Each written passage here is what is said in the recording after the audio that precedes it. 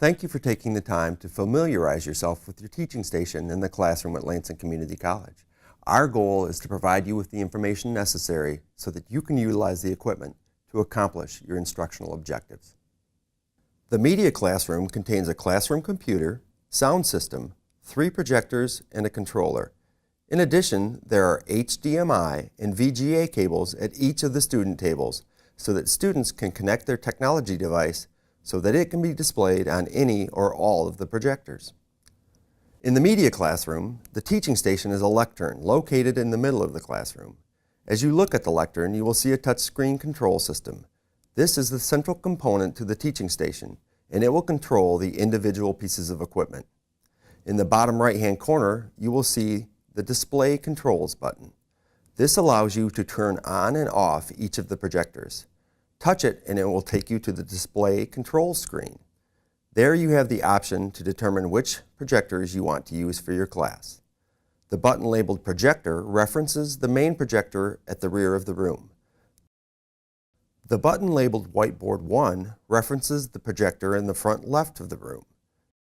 The button labeled Whiteboard 2 references the projector in the front right of the room. On the left side of the control, you will see the source controls that allow you to route signals from the lectern or any of the student tables to the projectors. HDMI and VGA refer to the different connections that are available at the student tables and the teacher's lectern. At the teacher's lectern, the HDMI connection is the instructor PC. You can route a different source to each projector or a single source to all of the projectors or any combination that you wish. To do this, first select the source. Next, select the projector or projectors. And then last, touch the Perform Route button. Repeat these steps as necessary for additional routing or to change the current routing. To prevent distortion, only one audio source is active at a time. Simply select the projector that is displaying the program that you would like to listen to. The volume control is on the right side of the screen. You can adjust volume up or down or mute the audio by touching the corresponding buttons. Students can connect technology devices to cables that are provided in the student tables. At each of the tables is a VGA cable with audio and an HDMI cable. To connect a technology device, you must have a VGA or HDMI output on your device or have an adapter cable that converts to VGA or HDMI. Once connected, that signal can be routed to any of the projectors. For instance, we have a laptop connected to the VGA connection on table 1 and a tablet connected to the HDMI connection at table 3. I will now route the table 1 VGA connection to Whiteboard 1 and the table 3 HDMI connection to Whiteboard 2. To play a DVD, put the DVD in the disc tray in the computer. Launch VLC Player by going to All Programs, VideoLAN, VLC Player. When the software has launched, go to Media, Open Disk. Your DVD will now be ready for playback. Classroom Video. Media titles that are available from Classroom Video are now streamed through the LCC's data network. There is a separate video that will give instructions on how to receive streamed content from Classroom Video. One of the new features in your classroom is the interactivity that is built into the projector. There is an interactive pin that is located in a case on the whiteboard. You can check to make sure the batteries are good by turning the pin on. If the green light is illuminated, the batteries are good.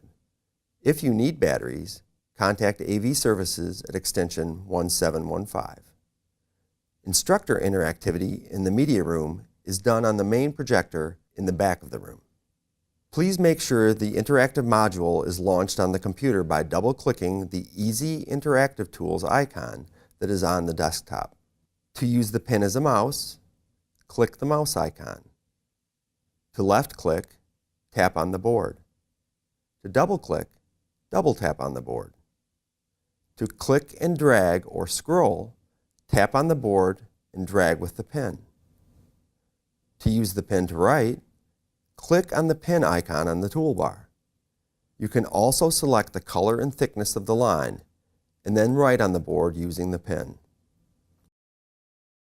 To use the pen to highlight, click on the highlighter icon on the toolbar.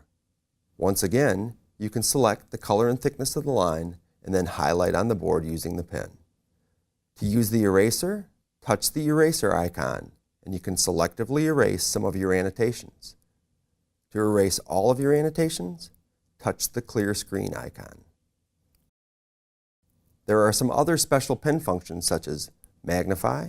Click the magnify icon and then you can drag the magnification window around. This is handy when displaying smaller, hard-to-read items such as spreadsheets. Whiteboard mode. Click the whiteboard mode icon and then add a background. Save. To save your work, click the Save icon. This will save the current desktop along with annotations as a bitmap, JPEG, or PDF file. There are other features of the interactive projector that you might find useful. Feel free to explore. You won't hurt anything. Shutdown. When it is time to shut down the system, press the shutdown button in the bottom left corner and all projectors in use at that time will shut off. You will need to log off and shut down the desktop PC.